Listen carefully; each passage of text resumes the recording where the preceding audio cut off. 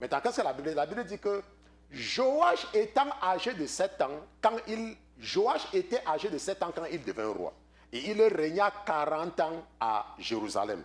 Sa mère s'appelait Tibia de Beersheba. La Bible dit que Joach fit ce qui est droit aux yeux de l'Éternel pendant toute la vie de Jéhoiada le sacrificateur.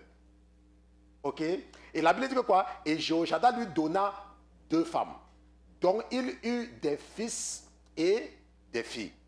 Et la Bible dit que le sacrificateur donna 2 femmes à Jéhoiada. Et la Bible dit que quoi? Que le jeune Joach va avoir des fils et des filles. Et nous allons voir la vie de ses enfants par la suite. Ok? Bon, maintenant, et la Bible précise qu'il a eu des fils et des filles. Ça veut dire que la Bible n'est pas ignorante de filles. Je ne sais pas, on se comprend, n'est-ce pas? La Bible n'est pas ignorante de filles, du mot fille. Le mot fille existe dans la Bible. Et le mot fils existe dans la Bible. Donc, il faut faire attention quand tu vois, on parle de fils. Ok? Et la Bible dit que quoi? Que Jéhoiada donna 2 femmes. Maintenant, nous sommes en train de voir est-ce qu'un chrétien peut être polygame. Nous avons déjà répondu à ça de toutes les façons. Mais ce que nous avons compris depuis dimanche, passé, c'est que si tu es une femme et que tu entends que ton mari a une, je ne sais pas, on appelle ça premier bureau ou 4e bureau dehors, ok, tu ne peux pas te lever. Tu dis que, oh, mon mari m'a trompé, tu fuis le mari, tu vas t'asseoir quelque part. Et tu commences à prier que Dieu doit le punir. Qui t'a dit ça? C'est où? Ça sera sur quelle base? Tout ce que tu as fait, c'est de bien te comporter. Je vous ai dit ça, vous les chrétiennes. Parce que les chrétiennes sont caractéristiques. Parce qu'elles ne comprennent pas. Je ne sais pas là où vous avez vu, qu'on vous a dit que la polygamie est interdite dans la Bible. Il faut encore bien lire ta Bible. Peut-être tu es en train de bien voir ça maintenant. Attends, mon épouse montre encore. La Bible dit que et le sacrificateur Jéhoiada donna 2 femmes. 2 au jeune Joach. C'est dans la Bible. Donc ton mari te parle, tu n'écoutes pas. Parce que tu dis que oh, on a signé monogamie. On a signé monogamie. Si même monogamie, ça ce sont les hommes. Hein. Ça c'est la loi des hommes. Monogamie là, ça c'est la loi des hommes. Laisse-moi te dire, il n'y a aucune référence biblique où Dieu condamne un homme parce qu'il a 2 femmes. Ça n'existe pas. Tout ce que tu dois faire en tant que femme, je parle aux chrétiennes, comporte-toi bien.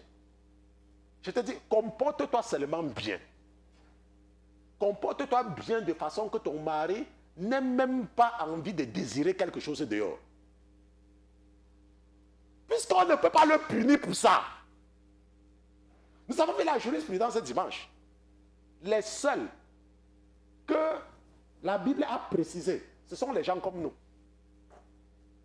On dit que si l'évêque c'est le chef de l'église, celui qui dirige une église, ce n'est que ça. Mais en dehors de ça, comporte-toi bien. Hein. Chaque fois maintenant, quand tu veux soulever tes talons, quand on dit que soumets-toi, tu soulèves tes talons, tu parles à ton mari n'importe comment là. Continue. Tu sais ce qui va se passer. Un jour, quelqu'un m'a envoyé un truc. C'était même une femme qui avait écrit ça. Et elle racontait comment les femmes exagèrent. C'est une femme, hein, c'est une femme. Elle encourage les femmes chrétiennes. Je ne connais même pas son nom, on m'avait seulement envoyé cela. Elle disait aux femmes chrétiennes que, mes sœurs, je vais vous poser une question. L'homme, ton mari, il ne sort pas au travail. Il travaille toute la journée. Et tu es assise à la maison, n'est-ce pas? Ok, maintenant quand il rentre, quand il est en train de rentrer, c'est toi qui l'appelles. Pour dire, oh chérie, en rentrant, va acheter le lait de l'enfant.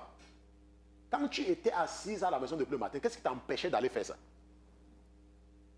Le pauvre gars, avec sa fatigue, tu penses qu'il va refuser de partir?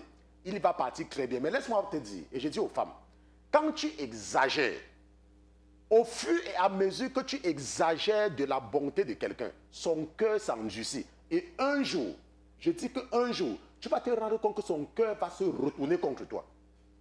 Un jour seulement. Comme tu te dis que, oh, on a signé monogamie, monogamie, je ne sais pas comment on appelle encore ça même, ou bien c'est monogamie, régime matrimonial, monogamie. Il faut signer monogamie. L'acte de mariage, là, on déchire, non? Il y a les avocats de divorce.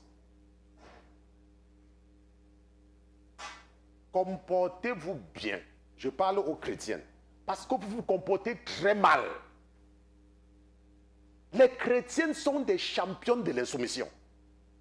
Les femmes chrétiennes. Elles n'écoutent personne. Elles veulent seulement faire ce qui passe dans leur tête. Et lorsqu'elles ont alors un mari chrétien, venez voir alors. Elles vont même piétiner la tête du gars là. Parce que le gars, il a peur de Dieu. Comportez-vous. En tout cas, vous n'allez pas dire que le pasteur Christian n'avait pas parlé. Moi, j'ai parlé, tu as écouté. Il ne fallait même pas écouter. Mais comme tu as écouté là, tu as écouté. Nous allons nous arrêter.